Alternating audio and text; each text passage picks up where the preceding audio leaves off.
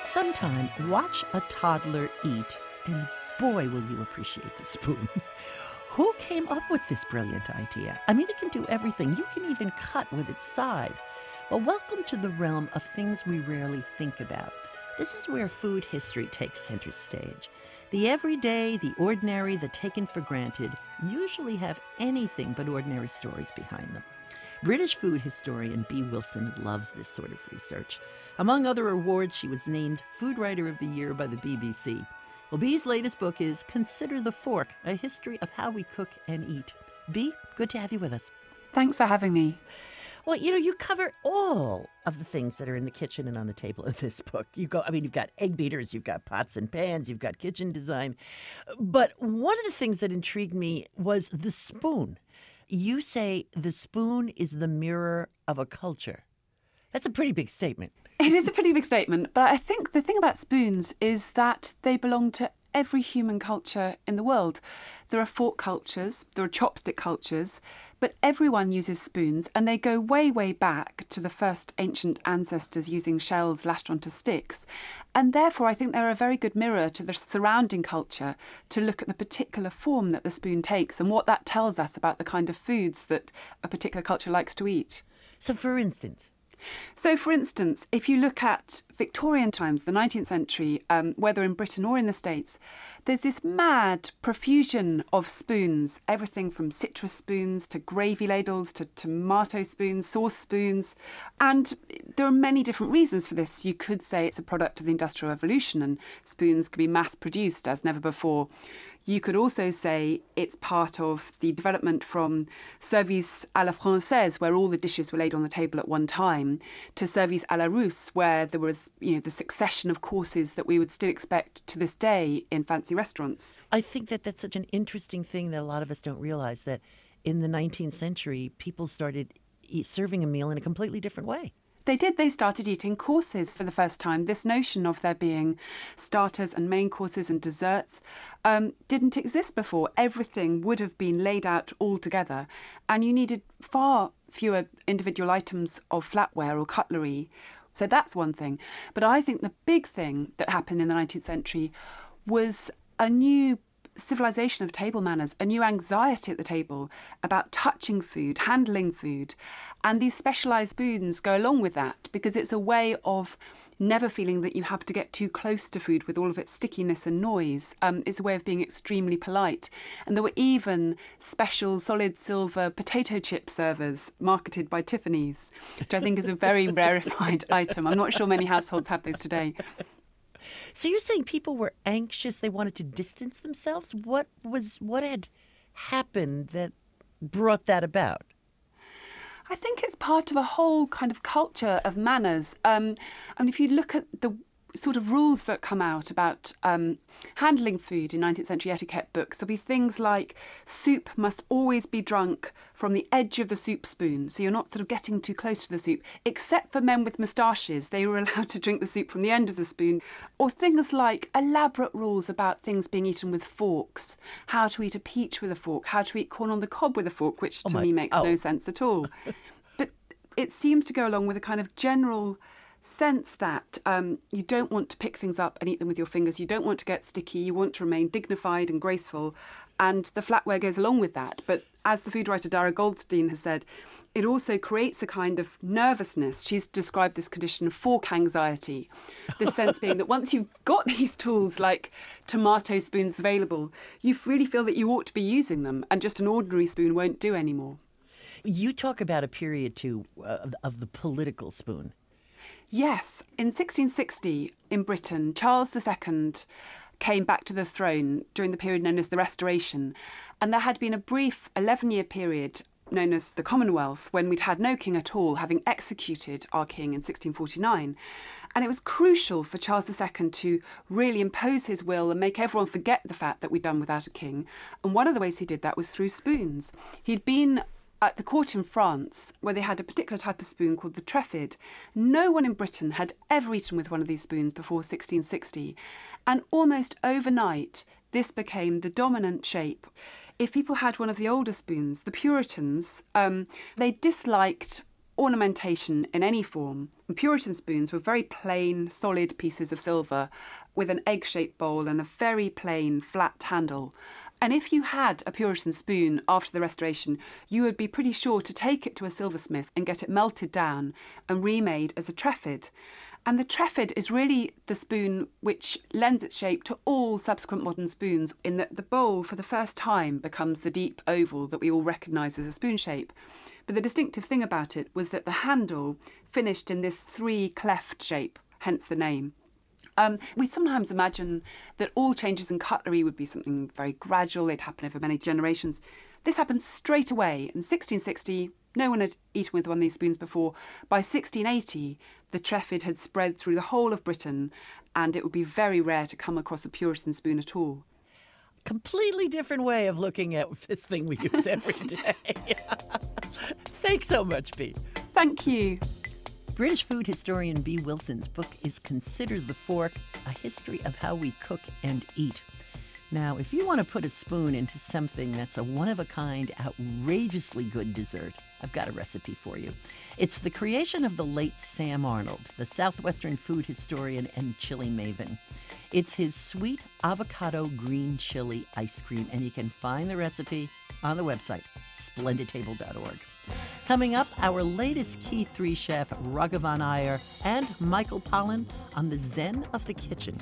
I'm Lynne Rossetto Kasper. You're listening to The Splendid Table from APM, American Public Media. This is The Splendid Table from APM, American Public Media, the show about life's appetites. I'm Lynne Rossetto Kasper. Indian cook and best-selling author Raghavan Iyer is in the kitchen with us today for another round of our series, Key 3, where good cooks are asked to pick their 3 essential recipes, the ones that they believe every cook and wannabe cook should know. Well, Raghavan's genius is not only what he can do at a stove, but how he takes the complicated cuisines of India and makes sense out of them. Raised in Mumbai, he's back in India every year, exploring every step of the way. But we got to meet him at Cooks of Crocus Hill in St. Paul, Minnesota. Their cooking school is one of those ideal kitchens with good stoves and wide counters. And Raghavan had arranged on those counters antique painted spice boxes from India, and then surrounded them with bowls of bright yellow peas, ruby chilies, green and red cabbage, and a brilliant orange pot on the stove. And Raghavan himself was in a vivid purple chef's coat. Raghavan, I'm so glad we can do this. Thanks for doing Key 3. It's my pleasure. I love being with you, Lynne. So what are your Key 3 dishes? One is a dal, which is a legume-based curry. We're doing a spiced rice, and we're doing a cabbage slaw. Which one do you want to begin with? We'll start with dal. And the kind of dal we're doing today is done with yellow split peas. The variety of yellow split peas in India is slightly different, but it looks very similar to the variety that you find here. And we call it chana dal in India, which is actually black garbanzo beans that have been split and the skins have been removed. And these are the size of tiny peas, but they're really a beautiful yellow color. You know, I'm looking at everything you have laid out here, and the colors are vibrant. And one of the things I think that's so appealing about this cuisine is not only that there are endless varieties of taste, but it's beautiful to look at. You've hit the nail on the head. With Indian food, to me, it's all about colors, its textures, its aromas, its temperatures. And so you eat with all your senses. But I've had people say, oh, Indian food, you know, it's all yellow, it's all the same. It's all curry powder. Yeah, and you know, first of all, curry powder ain't Indian food. Right. And second of all, you know, to me, the beauty of Indian food is creating that complexity with really not a bajillion spices, but maybe just 1 or 2 spices treated in such a way that you're going to end up with a complexity that just blows your mind. Wow. Let's get to making dal. We'll get to making dal. So what I've done so far is I have washed the peas, and then I will go ahead and start, I'm just adding water to it. No broth, and oftentimes people say, well, why are you doing that without broth? Because if you think about it, the diva in Indian cooking really are the spices. And so cluttering it with things like broth and so on, you really don't need that because the spices really shine. Okay. And that's what I want to prove in this dish is, first of all, the simplicity of it, 10 ingredients or less. And it is about going to the main grocery stores and just getting what it is that we're familiar with, potatoes, onions, chilies, cilantro, and so on. And so you look at one spice in point, which is ground turmeric. And it's that gorgeous, gorgeous yellow color. You know, students in the past, they'll go, ooh, curry. I said, ooh, not. I said, this is ground turmeric that gives commercial curry powders that notorious yellow color. Is it true that curry powder originated when the British came back to England? 400 years ago, when the English were in India, they fell in love with some of the sauces in the southeast and the northwest, and they had their cooks put together a cornucopia of ingredients that they ground and put them in a jar and labeled it as curry powder.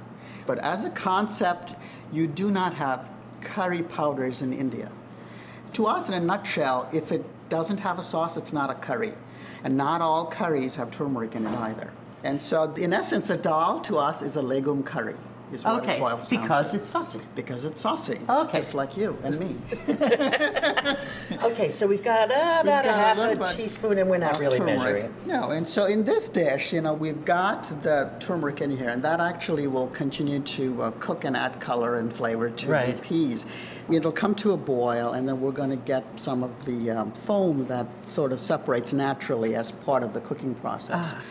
So once we get some of that foam out, this is where we're now going to Why are you doing that? Because it creates a sauce that is a little bit clearer. Okay. Plus, you know, I mean, one of the school of thoughts is that, you know, it helps you digest it much better, which is, you know, when talking to some of the food scientists, that certainly could be debatable.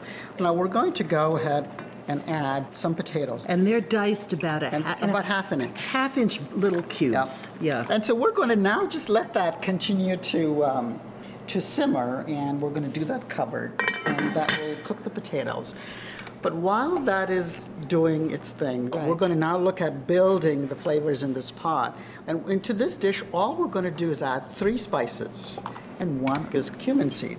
I always say buy spices as much as possible in the entire seed form, because you give whole spices to a good Indian cook, he or she should be able to extract 8 flavors from a given spice, depending on what you do with it.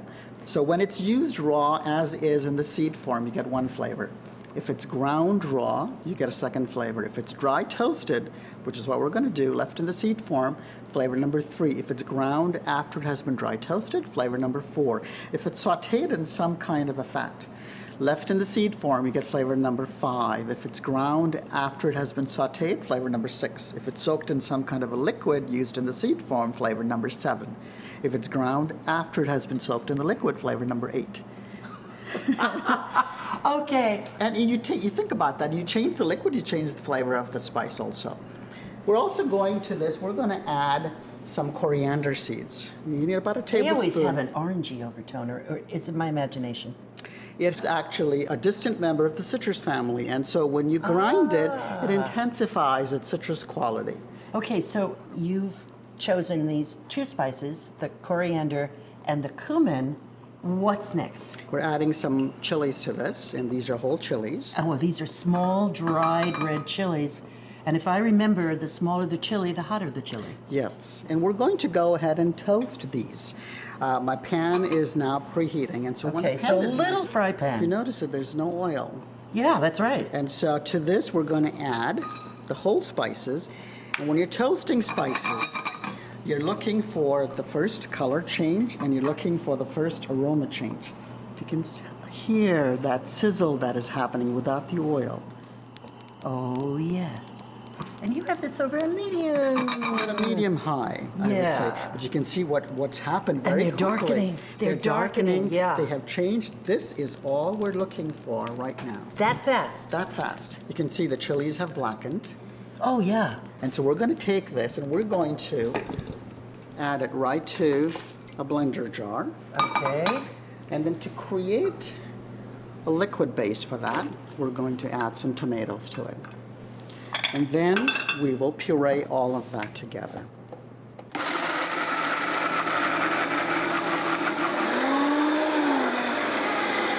You're really bringing it down to a very, there's tiny bits in there, but basically it's a puree. But Oh my goodness. Oh, and the aroma, oh my. You can smell that lusciousness of the tomato. There's a smokiness that comes Oh through. gosh, yeah. And so this is what's going to flavor our legume curry. So this goes right into the pot. Once the potatoes are done, we are now adding this.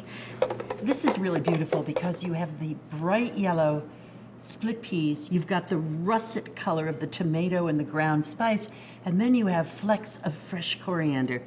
It's a gorgeous dish. It is a gorgeous dish. Can I taste it? Yes, of course. Okay, now this is beautiful. This is a stew-like consistency. And this is what blankets rice. Oh my. Oh. You're tasting the complexity that's coming through. Oh, and I can get the spices. But you're right, they're all blended. Mm-hmm.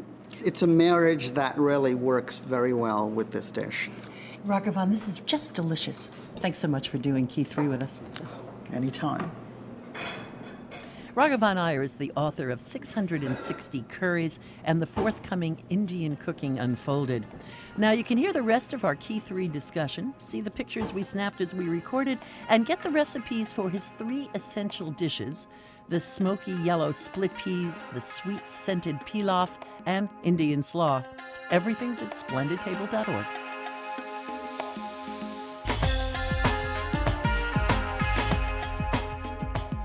Michael Pollan of the Omnivore's Dilemma fame, the man who challenges us to rethink how we eat, well, he's taken on a surprising project.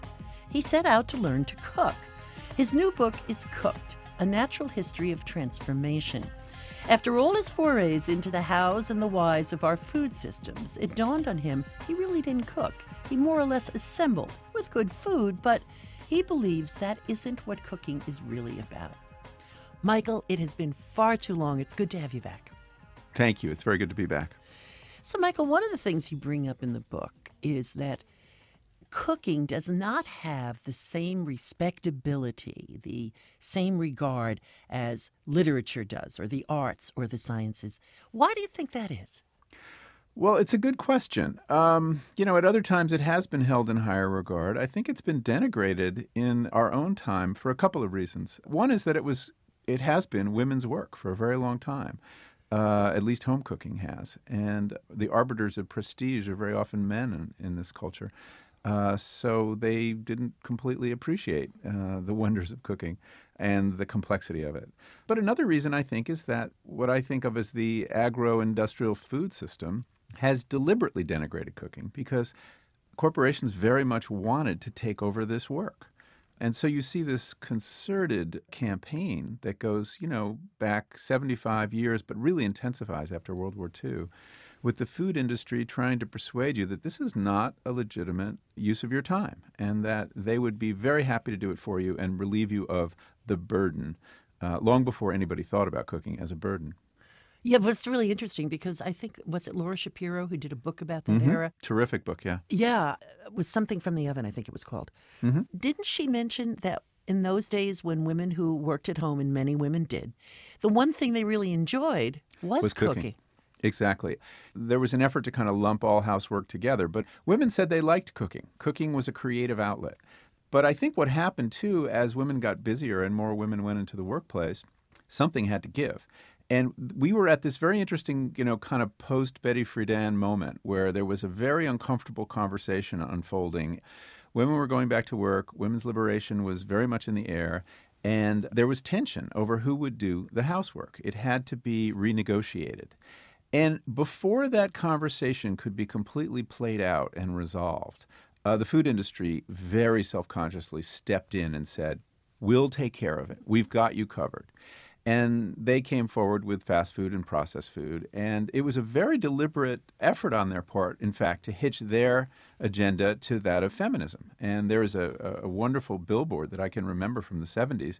Kentucky Fried Chicken had this billboard all over the country, giant bucket of fried chicken with just 2 words above it, women's liberation. So that if you went down the path of using fast food, that was the progressive thing to do. So, it's that kind of campaign, I think, that really undermined home cooking. And it did it for, very good capitalist reasons. I've written about food for a long time, as you know, and I've gone back to the farm and forward to the, food processors. There's no money to be made in farming or selling simple food. All the money is in processing it.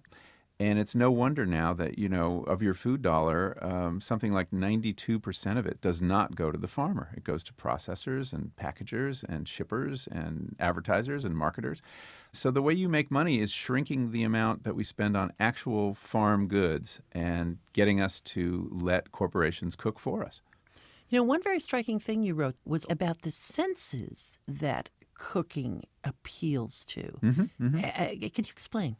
Yeah. One of the interesting things about Western culture is over time it has tended to devalue the physical senses and to elevate the eye and the ear to some extent. But the sense of taste, smell, and touch have been considered in the whole tradition of Western philosophy and literature to be lower and more feminine, by the way. It's definitely tied to a misogynistic streak. And cooking trafficked in those lower senses. It was stuff you could taste and smell, and that was more basic. The other problem with cooking in Western culture, of course, is Puritanism. We look down on those activities that both animals and us like to do. And eating is one, and sex, of course, is another. And so Puritanism had trouble with both those things because they were base and physical. And I think but the most fun. Yes, I know. Well, fun is a problem if you're a Puritan. I guess it is, isn't it? So, so much of our culture has been about this kind of sublimation of those senses, and cooking appeals very frankly to it, although we sometimes pretend otherwise. One of the things I talk about in the book is this wonderful euphemistic vocabulary around cheese. Now, cheese, appeals to some of the basest sensory desires. It smells like human bodies. And I finally found a cheesemaker who was willing to kind of admit that, yeah, this is part of what, a good stinky cheese is about. And Freud has written about the fact that we basically wanted to elevate ourselves above the animals. When we stood up, we were no longer on all fours sniffing the rear ends of things all over the world. We were standing up, and we privileged the eye and the ear at that point. You talk about some of the imperatives of why to cook. And we know about the family around the dinner table, and I don't mean to shove that aside and say it's not important, but some of the other things you talk about really got to me. Well, I think there are a lot of very good reasons to cook, well beyond the fact that it's really good for your health and your family's kind of psychological well-being, and it's very good for your social life to sit down with other people. And all this is kind of obvious. But I found that there were some other virtues. I think of cooking as a political act. I think we've kind of fallen into this place where we are so dependent on others to do everything for us, and that all we do is we take the one thing we do for a living, we sell that into the market, and we take that money and use that to outsource everything in our lives. And that leads to a kind of dependence that's almost infantilizing. There is something very satisfying in providing for yourself, even to some extent. And I would include gardening in that too. Right, yeah. You feel so much more competent, self-reliant, independent when you know, hey, I could make a loaf of bread if I wanted to, if I needed to. So that's one thing that to me is very important. The other is our senses these days. We spend our lives in front of screens, and, we have 5 senses, not just 2, not just the eye and the ear. And cooking re-employs your senses. And I think one of the reasons that some people are rediscovering cooking now is the fact that it is enormously satisfying to once again use your hands, to once again use your sense of smell and taste. And cooking is one of those rare activities that engages all 5 senses. Michael, thank you. Thank you, Lynne. Always a pleasure to talk to you. Michael Pollan is author of Cooked, A Natural History of Transformation. Michael uses a pasta sauce to illustrate the art of the braise. So find his recipe, meat, sugo, and pasta, on the website, splendidtable.org. You stay with us. We're going to be back in a moment to talk with you and to check in with the actor who is taking on the food deserts of New Orleans. I'm Lynne Rossetto Kasper. You're listening to The Splendid Table from APM, American Public Media. This is The Splendid Table from APM, American Public Media, the show about life's appetites. I'm Lynne Rossetto Kasper.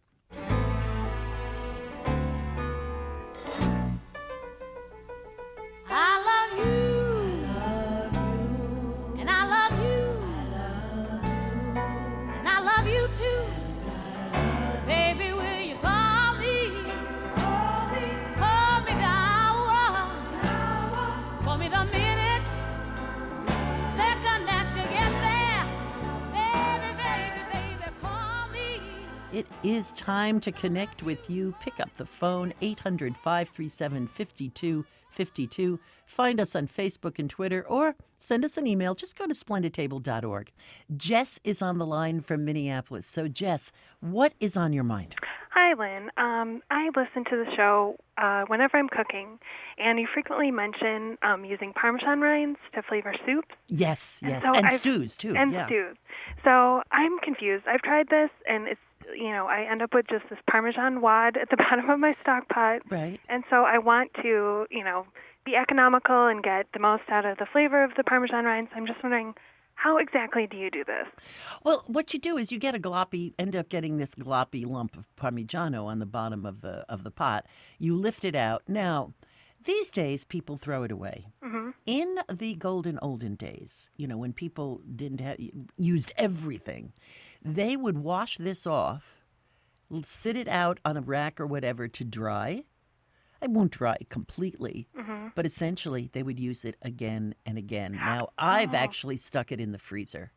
Okay, so it will kind of dissolve into each stew that you use? It doesn't really dissolve. You're using the imported true Parmigiano, right? Yeah. Oh, good. Okay. You know how it gets soft and kind of mushy? Yeah, that's normal. That's normal. And it gives out, Parmesan has a ton of umami in it, which is that substance that lifts the flavors of everything it comes in contact with. So the interesting thing is you not only get a hint of the flavor of the cheese, but it tends to magnify the flavors of everything else. And our grandparents or great-grandparents didn't know that. They just knew they didn't want to waste it, and it made things taste better. And when you didn't have a lot of meat or that kind of thing, you threw it in some water with some vegetables, and you got a better-tasting soup or stew. So, but I would say reuse it. Do you notice a difference?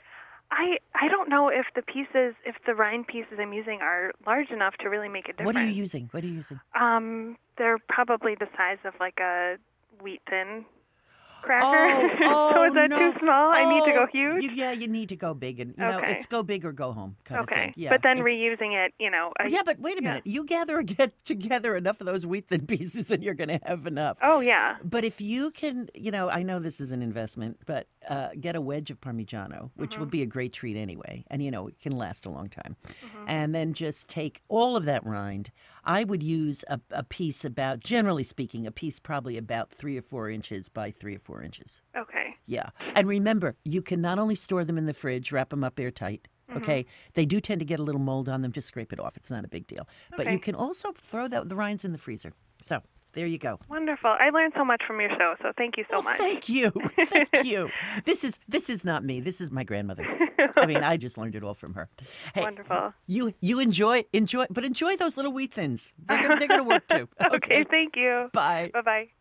800-537-5252. Jacob is calling from Cocoa, Florida. Hi, Lynn. First, thanks for taking my call. I'm a huge fan of the show, so I really appreciate it.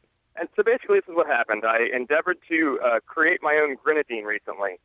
Yeah. And I'm one of these shoppers that never writes anything down, so I mistakenly picked up a bottle of rose water instead of the orange blossom water that the recipe asked for. And so I took this stuff home and realized that I had the wrong ingredient. Right. But it was relatively expensive. It's a nice bottle, so I'd like to use it. But what I'm interested in, because I know that typically people use rose water in baked goods, I was wondering if there's a savory dish that perhaps the rose water would work well I can't with. think of one offhand because it has such a distinctive aroma. But the other side of it is, I wonder how rose water would be in something like a Middle Eastern flatbread. Because it was used a very long time ago during the Renaissance, believe it or not, to flavor pasta. And I've made it. I'm not saying it's the best flavor in the world, but I'm thinking, you could make handmade pasta, but if you make it just a simple bread dough that you roll out, quite thin, but you put a bit of rose water in it, not too much, a bit, and let that bake. And then what I think would be interesting is to halfway through the baking, brush it with olive oil and put some sesame seeds on top of it. And that combination may really work. The other thing you can do with it, it's a tradition I had in Moroccan restaurants.